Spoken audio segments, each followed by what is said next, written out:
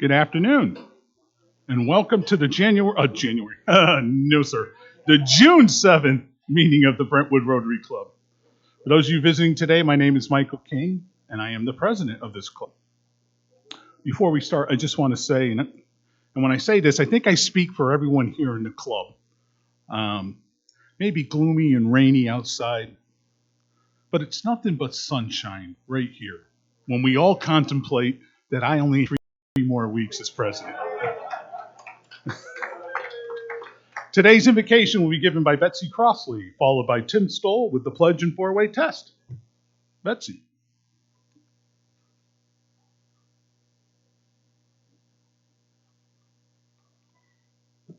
Y'all join me in prayer, please. Lord, when we gather your people together here, you offer us the opportunity to serve others. Use us today. Harness our talents, our resources, and our hearts to do your work in this community. For all the wonderful things, humble people, and amazing blessings, we're very thankful. Give us the opportunity to pass those gifts on to others. Guide the misguided and right the wrongs in our world as only you can. We lift up John Stokes and ask your healing touch on him in Virginia. We pray blessings, too, on each member of our Rotary family who are ill or grieving. You are our strength and our Redeemer, O Lord. Use us to proclaim and demonstrate your miracles. And on this day and on every day, you gift us. In your holy name we pray. Amen.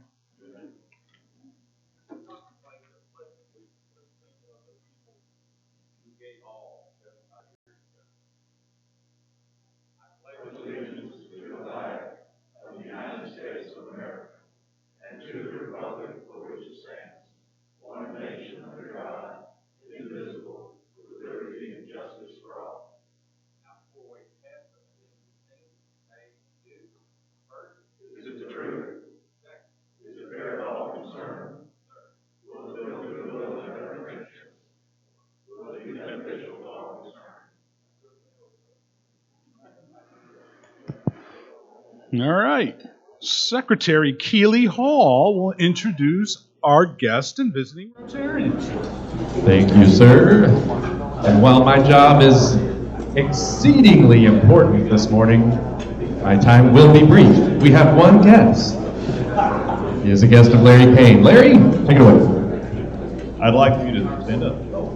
This is my friend Mark Rogers, retired Captain Mark Rogers, 30 years in the U.S. Navy, served in several combat zones, was the senior military officer at the White House for years, and ended up his career over the NROTC program at Vanderbilt.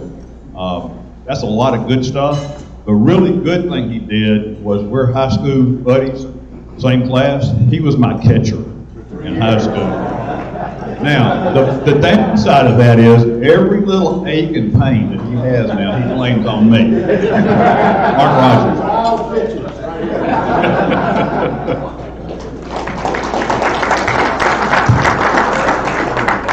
That is all that we have on the list. Did I miss anyone who is a guest or visiting Rotarian this morning? All right. That does it for me. Back to you, President Michael King. Thank you very much, Keeley. All right, a couple of announcements here. First and foremost, Jay from Gallup is here, and he has left surveys on all the tables. And if you would, the surveys have to do with not only your opinions of the Navy, your opinions of Navy Week, and your opinions of our speaker today. So if you would take a moment and fill those out, I've been asked to tell you, you do not get to keep the pens. Those pens back, so they're not gifts, they're just there to help you fill out, and you can leave them on the tables and Jay will pick them up after the end of the meeting, so thank you. Installation banquet is going to be June 27th. It will start at 6 p.m. with happy hour in the cash bar as always. Dinner will follow at 7 o'clock. An email went out earlier this week for you to register. It will also be in our reflections over the next couple weeks. Please make sure you register for what it will. Yes, sir.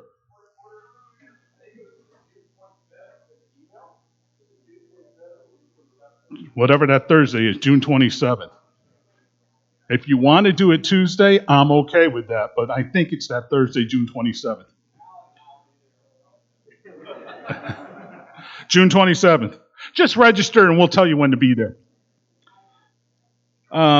Larry Kane has some stuff he wants to tell us.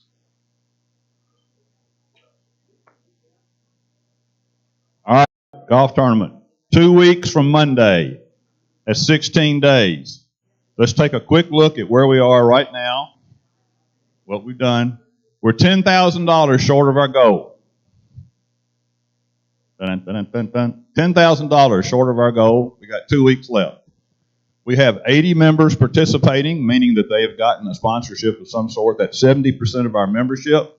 Just for recollection purposes, in 2018, we had 80 members participate.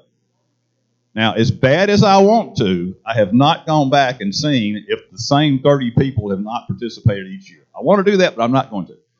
In 2017, we had 48 people participate. So we've done really well from 17 to 18. Love to see that 80 go up to about 90 or 95 over the next 2 weeks. We've got 20 2018 hole sponsors still outstanding. That's $5,000 right there. You know who you had last year. If you haven't called that person or you haven't signed your company up or whatever from last year, do it. I mean, please. That should be an easy sell for us. We have 39 members with $500 or more in sales. Remember, our goal was to have everybody get $500. So 39 members have gotten $500, and 25 members have gotten $1,000. They've gone above and beyond. So we're okay. We're doing good. We're not where we want to be, but we got 2 weeks left. Next slide. You should have gotten an email this week about an incentive for the next 2 weeks. It's not a lot of money because we want to give our money away, but any member that sells 2 hole sponsors in the next 2 weeks gets a $25 gift certificate to a local restaurant, a nice local restaurant. Any member that sells $750 gets a $50. Anybody that sells $1,000 gets 2 $50 gift cards to Connor Steakhouse. Just a little kick that maybe gets y'all going. Right now, we've got potential qualifiers in the last week who've come up. Michael Heineman, Steve Hammers, and Patrick Wright. Michael got a $300 sponsorship. Thank you, Mr. Heineman. And the others got hole sponsors. This morning, added to that list is Dale Llewellyn with $600. So good for Dale. Real quick, just so you know what you missed if you can't get out there, a couple of quick pictures from last year's tournament for everybody to see. Here's Chief Hughes warming up, getting ready to play. He takes it pretty seriously and goes at it pretty hard. This is, we're not sure because it's a back shot. We think that's Michael Kaplan. We're not 100% sure about that, but some people say it looked like Michael Kaplan. I said, I don't even want to know how you know that. This is a little blurred, but for some reason, these 3 guys are running from the Brentwood Bruins mascot. I don't understand what the big deal about that is, but that's what they're doing. Here's Michael King helping Dale Llewellyn get his ball out of the water. It must have been a really valuable ball for him to do that and trust King to hold him like that. And lastly, we found this really neat device on the golf course on Norris Johnson's bag. So, I mean, I'm sure Norris had a good round that day, but that's pretty convenient. Does anybody have any questions or statements or anything about the tournament? If you do, call me, let me know. 2 weeks, $10,000, we can do it. Thank you. Thanks, Larry. Norris, I still need somebody for my foursome, so if you want to bring your bag and come, absolutely.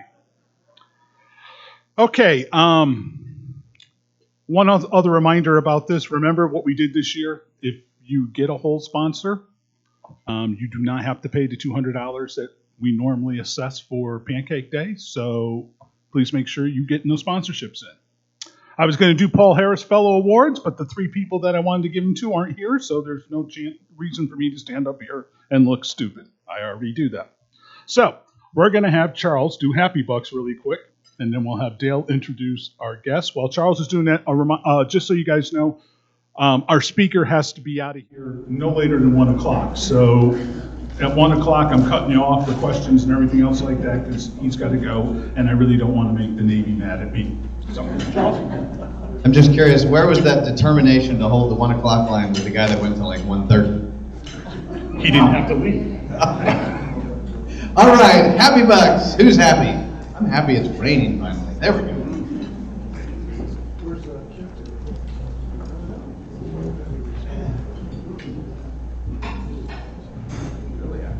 I am very happy because my oldest granddaughter finished her junior year at the University of Michigan and is now a senior Wolverine. Congratulations. I'm plenty happy because in the month of May we had our first grandbaby. I turned 70 and I broke my foot.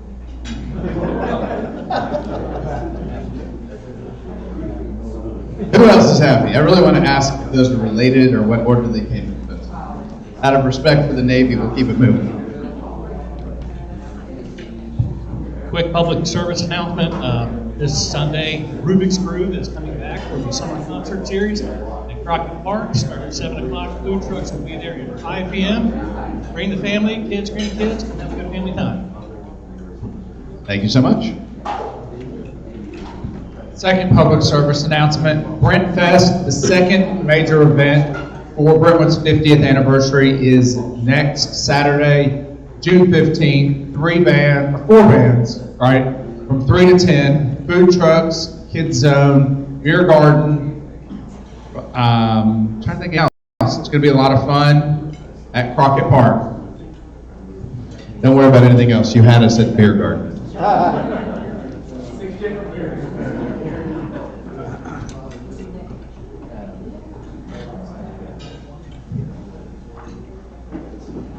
Greetings, everyone. I got a couple bucks here. One's for Tucker, who's down at state now, and hopefully Moorhead will have a better season this year with all the turnover. We don't have huge expectations, but here's a buck for him. And my other son, Thomas, has been writing a lot of music and posting it online, and he gains about 100 fans every 2 days. We took a phone call from a company, and I was like, oh, we want to fly you out to California. I said, oh, all right, what's this about? So we're starting a new record label. It's going to be social media. And guys like Thomas, who now has 33,000 fans around the world, and they grow every day. So this weekend, I'm flying to Calabasas to sit in a hot tub overlooking the valley while he's in a recording studio with Adam Levine and Bozzy and all these people that they assembled so he can meet them. Know what this is like. It's strange and bizarre, and it's my kid, and it's absurd and crazy.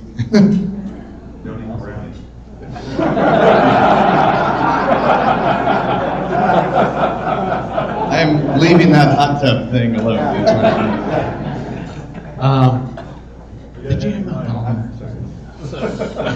Hey, I just want to say, Mark over here, tremendous guy. Know him through the alumni board at VGA. Larry, he is a tremendous guy. You need to meet him, and I salute you for your service in the Navy. So there we go. Thank you. Who else is happy? Mr. President, I think we're done. All right, thank you, Charles. Alan, you want to stop? Okay, so Dale Llewellyn's going to introduce our speaker because, you know, what else do you do when you have a Rear Admiral from the Navy speak is that you have your resident captain from the Navy introduce him, even though he just met him today. So, Dale, take it away. Don't use Navy language. Well, there'll be a little bit of Navy language in here. So, it's my honor to introduce our guest speaker today, Rear Admiral Brian Pecca. Brian is a native of Tennessee. He grew up in Memphis, and he joined the Navy and after medical school. But I'm going to read his bio with you, and you'll be interested to hear all the stuff that he's done.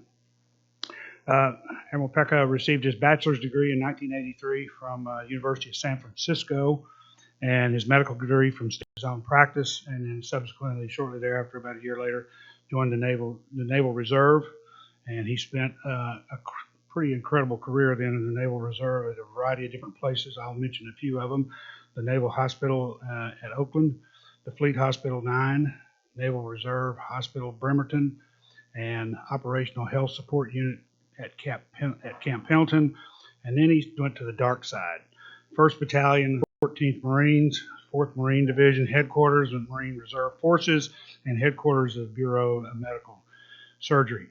During his reserve roles, he served as a training officer, administrative officer, and just about every other job, including being an officer in charge, as well as running some divisions. So, in 2002, he was recalled his first time to active duty, and he was assigned as a senior medical officer to the branch medical clinic for the Marine Corps in Yuma, Arizona. 2006, he went again with the Marines, 1st Battalion, 14th Marines, and deployed to Anwar Province in Iraq as a surgeon for the Task Force of Military Police, which was a subordinate command to the 1st Marine Expeditionary Force. In March of 2013, he was brought on active duty another time for force surgery at the Marine Reserve Forces headquarters in New Orleans. And then when he was promoted to flag officer, he was recalled again to work again with the Marines. In 2016 to 2018, he's been the command surgeon for the U.S. Pacific Command in Honolulu, tough duty. He's earned the Fleet Marine Forces Warfare qualification in 2006 in a variety of different awards and medals, including the Defense Superior Service Medal, Meritorious Service Medal, 2 awards, Navy Marine Corps Commendation Medal, 3 awards, and Navy Marine Corps Achievement Medal, 2 awards, and Navy Unit Commendations, and also the Meritorious Unit Citation, and various other campaign and service medals. When he's not doing anything in the Navy, he's got a civilian practice in Sonoma, California, as a Sonoma Development Center for Persons with Intellectual Disabilities. And he's maintained his board certification since 1991 while still doing all these other things. So would you please welcome Admiral Peck?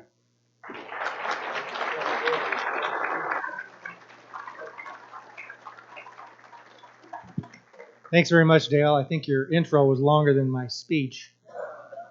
And the other thing that occurred to me was I'm not possibly old enough to have done all those things, so something's fishy. Well, thanks very much for being here today. I'd like to talk to you a little bit about the Navy.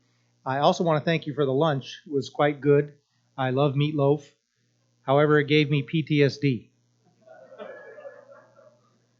And the way that happened is that when I was in Honolulu, my first trip was to Vietnam. And we had 7 lunches and dinners over a 3-day period, and I was in whites, but we had to use chopsticks. So I got through it. Let's have the first slide. What I'd like to do is tell you a little bit about Navy Week, go through a couple of just some brief about the United States Navy, and then see if you all have any questions for me. Navy Weeks are done around the country, probably 10, 15 cities every year. And the Navy tries to go to a city that doesn't have a large Navy presence. And this week they've sent probably 50 to 100 sailors from various commands, including the USS Constitution. If you've ever visited that in Boston, we have explosive ordnance disposal team here, members of the Navy band, ceremonial guard, and a handful of others around town visiting with the public, showing the Navy flag, giving folks a chance to meet sailors and ask questions. So that's Navy Week. And I get to speak to you this morning.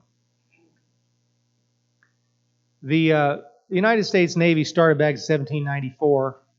Although the Brits had left, they had a little problem with some pirates. And so Congress decided to authorize 6 wooden frigates, of which the USS Constitution was one. It is still considered to be in service today. And you can tour and see how short sailors were back then. Next slide. The enduring mission of the United States Navy is to protect the seas, to preserve the peace, and to promote American interests abroad. And that mission was reemphasized after World War II. That little meeting in Bretton Woods when the United States collected world leaders together and offered them a deal. And the deal was, we'd like you guys to trade with each other and we'll protect the seas. And in exchange, we're not going to ask for anything.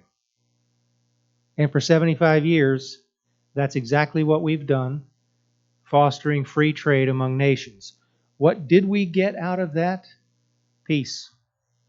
We figured back then that if nations traded with each other, the more trade they did, the less chance they would have of fighting each other in another world war. So far, that's worked okay. We'll see. Things are getting a little sporty out there in the South China Sea. If you step back and look at the world, look at a globe, you'll notice that about 70% of it is covered with water. And about 90% of the world's trade goes by the sea. In addition, I think it's close to 90% of the world's population lives within 100 miles of the ocean.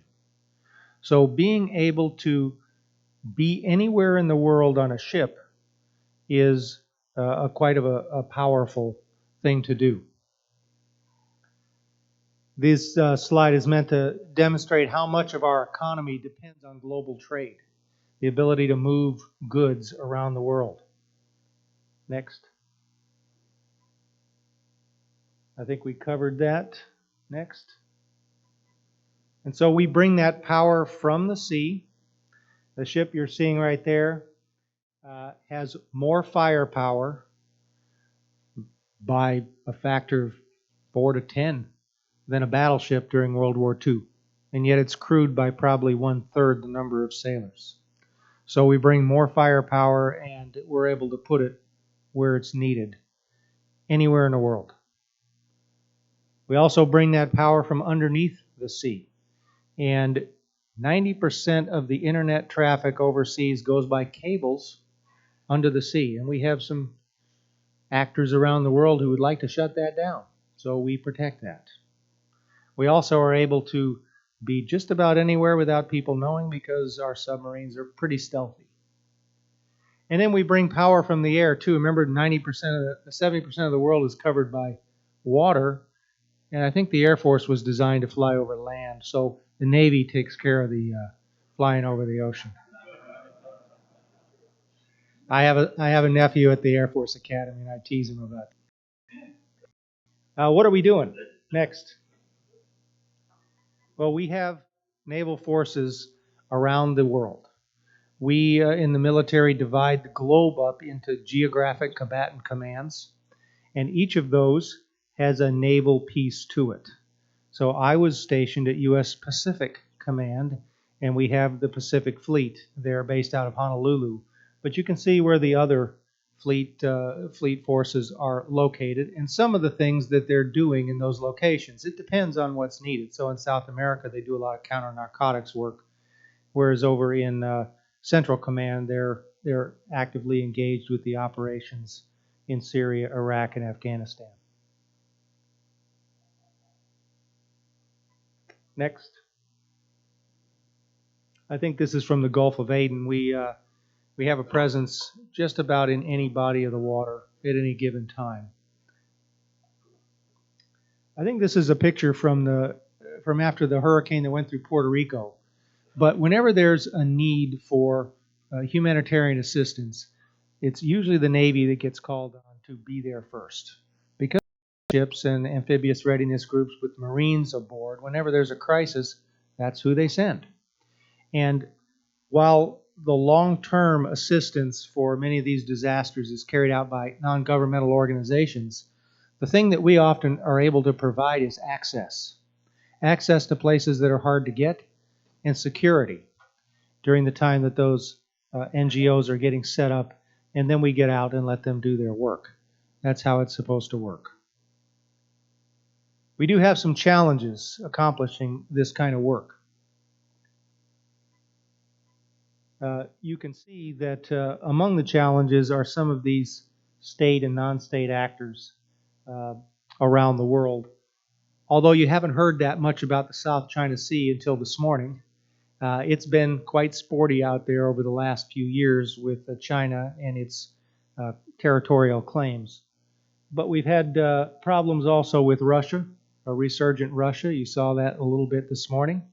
Their fleet has been modernized. They actually can put out to sea, although they don't often go everywhere in the world. Wherever they go, they bring the Russian flag, and they tend to be less than friendly sometimes.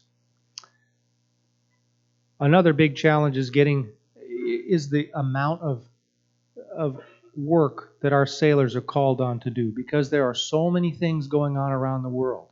Because our sailors are asked to do so much, we call that the operational tempo, and it's been quite high for the last 15 years. You don't see things on the front page every day, but I assure you that behind the scenes, we have sailors engaged in combat operations every single day since 9/11. We also need to make sure that we are bringing the right people to the fight. And so recruiting is a constant challenge. I would have to say that we're doing pretty good on that. This is the most well-educated force that we've ever had. These young people coming in today are motivated, and we've made some adjustments to the way we train them at boot camp, and they're coming out very competent young men and women, and it's just a pleasure to be around them. These are truly great Americans, and they're going to go on and do great things, but maintaining that ability to recruit these young people in is a challenge. If you look at young people today, only about 10% of them are even eligible to join. They have problems with some health issues, or they have problems with behavior, conduct issues, or their schooling is not up to speed. They don't score high enough. So we're really going for a relatively small slice of the American public. One of the reasons I like coming to the South, and Tennessee in particular, is not just because I grew up here, but because 50% of the military comes from the South. So it's something I'm a little proud of. What are we doing? We're trying to maintain those we call them platforms, ships, but other things that we work on. And keeping them up to speed and modernized is an important part of what we need to do. I can tell you our adversaries, particularly the Chinese and the Russians, are modernizing their fleets very quickly, and we need to make sure we keep ahead of that power curve. That's a picture of the Joint Strike Fighter. We're deploying those on our aircraft carriers now. Started last year, even more capable than the F-18s, and not something you'd like to see coming at you. And I think I talked about the people that we're trying to bring in. What is the future Navy going to look like? I don't know. I can tell you I've been in the Navy for 34 years, which my son pointed out was 15% of the entire time we've had a Navy. And I've seen quite a few changes in that time. So I don't know where we're going in the future, but I'll tell you we've got smart people working on that. This particular ship is a stealthy ship. You can see all the little angles that reflect radar. There's not a whole lot of windows, etc. So we're looking at ways to be stealthy and maintain the ability to be anywhere we need to be so that we can put whatever we need to put ashore, whether that's people or a kinetic instrument. So our mission continues. And with that, I'm going to stop and open it up for any questions you might have for me about the Navy. Don't be shy. You mentioned the 6 frigates. Have you read the book by Ian Toll called 6 Frigates? I have not. Great book. Yeah. He did a trilogy on the Pacific War and World War II. Third book's coming out this fall. Great. One of the that's here for Navy Week is a Navy history and foundation that works for the Chief of Naval Operations, and they're here as well if you get a chance to see them around town. Great group of people. Can you speak to the relationship between the Navy and the Marines? Yes, how I can. they work together, and I mean, I know there's no Marine. There's Annapolis where the Navy trains and their officer candidate school is. The Department of the Navy is comprised of the 2 services, the Navy and the Marine Corps. So we in the Navy like to remind the Marines that they're part of the Department of the Navy. And the usual response is, yes, we're the men's department.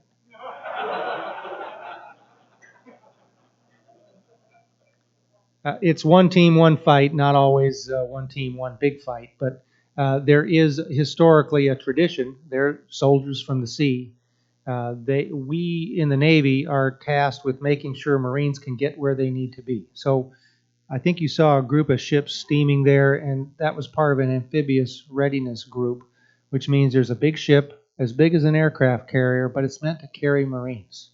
And so these groups of ships move around the world with an entire battalion of Marines that's ready to go. If there's an emergency, the president goes, "Where's the ARG?" And that's the group that goes in and takes care of business. So the Marines and the Navy work closely together. Last week, the Chief of Naval Operations and the Commandant of the Marine Corps just issued a joint letter reaffirming how closely we need to work together and train together, and how we're going to start mixing some of our officers in each other's organizations so that we can be aware of and function even more smoothly together. The Russian, advances. Right now, they're sort of touting their submarine as like is it? Would you rather be on a Russian sub or an American sub? I think we still have superiority there. Yeah. Well, the Russians, have done a good job. Historically, they've had a pretty capable submarine force. We played a lot of tag with them during the Cold War. They had some accidents, after the fall of the Soviet Union, but they're getting back on their feet, and they are putting subs out to sea. Yeah. Can you speak to the issues as well as the positives of having women in the Navy? Yeah, that's a good question. So that's one of the changes I've seen in the 30 years I've been in. So when I first came in, it was pretty much an all-male force. We are 20% women in the Navy now. And even the Marine Corps is 9% women. And I've worked with a number of them, and I'll tell you what, you don't want to cross a woman Marine any more than you want to cross a Marine who's a man. So we've had to make some changes to make sure that the women that we bring in are accommodated appropriately, because they have an awful lot to offer. Particularly on the medical side, it's even higher than that. So I can't give you the statistics, but we've got a lot more women in Navy medicine than we ever did when I came in. And not really. We've had to expand some of our women's health initiatives. We've had to tamp down some of the old-fashioned attitudes that existed. But for the most part, we've done a good job of that. And these new young people coming in are used to a much more egalitarian environment. And we don't have, as many problems with that as we did at the beginning. Now, boys being boys, there's still going to be some problems.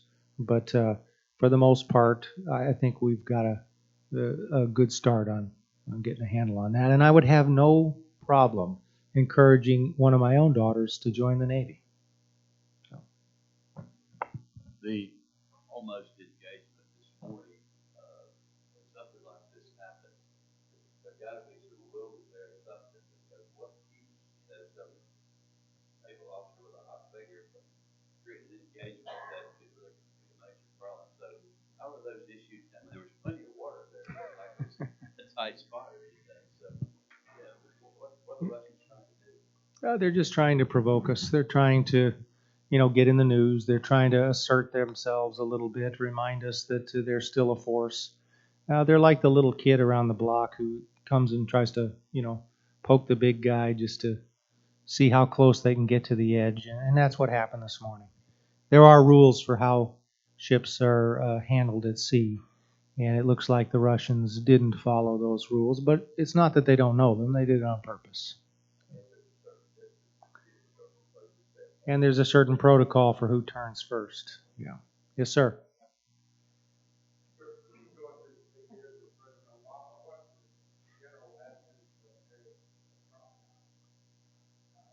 Yeah. The president is the president, and the oath that we take as officers and enlisted is an oath to the Constitution, not an oath to the president. That being the case, the president's the commander-in-chief, and the Secretary of Defense and the President are the National Command Authority, and that's how we execute what we're asked to do. Those of us, at the deck plate don't ask questions about who's issuing the order. It's what's the order, and let's get it done. And so I don't think that there's a whole lot of difference, at the deck plate. One of the benefits that I had when I was stationed at Pacific Command was to listen to debates among the four-star generals and admirals, some of the ambassadors that came through, and hear some of the high-level discussions about how do we handle this problem, how do we handle that, what's the best strategy going forward. And I'll tell you, it was a real eye-opener. So you would listen to someone discuss an issue, and he would lay out, this is what I think we should do, this is why I think we should do it, if we do this, this will happen. And I thought to myself, yeah, that sounds good. That makes a lot of sense. And then the other guy would lay out the exact opposite, and I'd think, yeah, that sounds good. That should work too. So which do you choose? You can't have both. So I was encouraged that those kinds of differences of opinions are often quite well thought out. And I will tell you that I don't think you're going to see a huge difference depending on the commander-in-chief of how we conduct naval operations. Let me ask you, how did the Navy ever get into raids, like they call Osama bin Laden, with SEALs?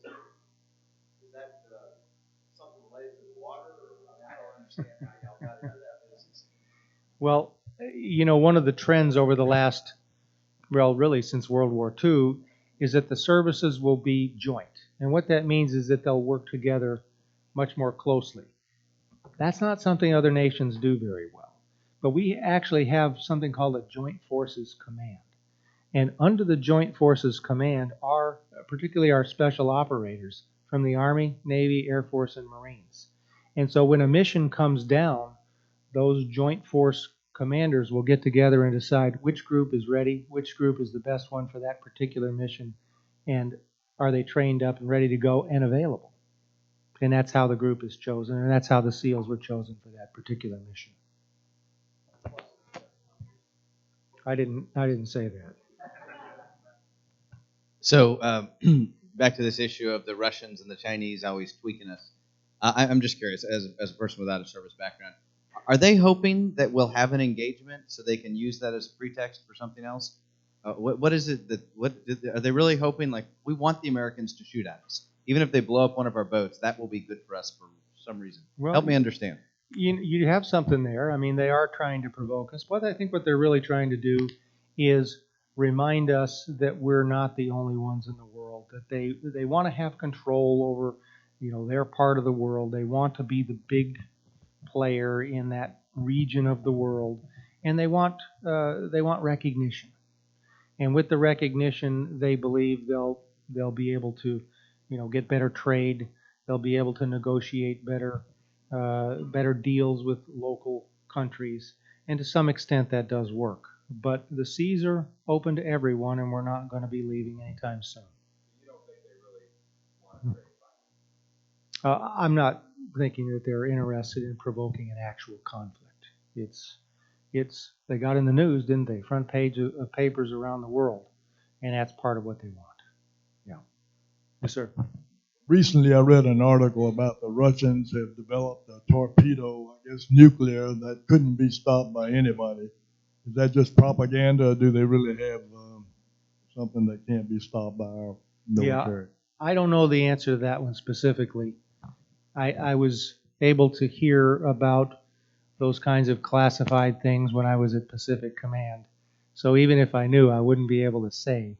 But I don't know. All of our adversaries are looking for ways to gain an advantage. I mean, that's just human nature, and that's been going on for thousands of years. And it's not going to stop anytime soon. So if they haven't, they're certainly trying to. So with the fairly recent scandal, though, I thought Fat Leonard was the scandal that was involved with the procurement issues, and I think this is not just a Navy issue; it's a DoD issue. Have you seen steps being taken to try to get that under control better? Yeah. Oh, yeah. That's obviously a you can black tell. You eye. can tell who Fat Leonard is if you want. Oh, yeah. Fat Leonard is he's a kind of a chubby guy.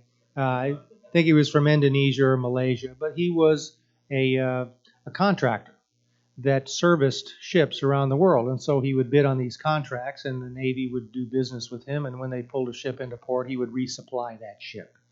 And the allegation is that he was charging way more and that he was getting those contracts by influencing the people who made the decisions on who won the contract. And so there were quite a few people that were scooped up in that morass. Most of them didn't have anything to do with it, but it did impact hundreds of careers while that investigation went on and is still going on. A very small group of people actually have been identified who were participating with that, and they've been dealt with pretty harshly, as they should be.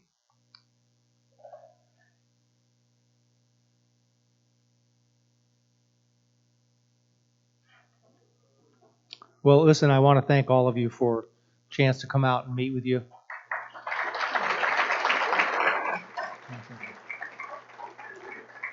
I know there's a handful of you in the audience who have actually served in uniform, and I want to thank you for your service. And particularly, Dale, nice to talk to you this morning and share some war stories and sea stories.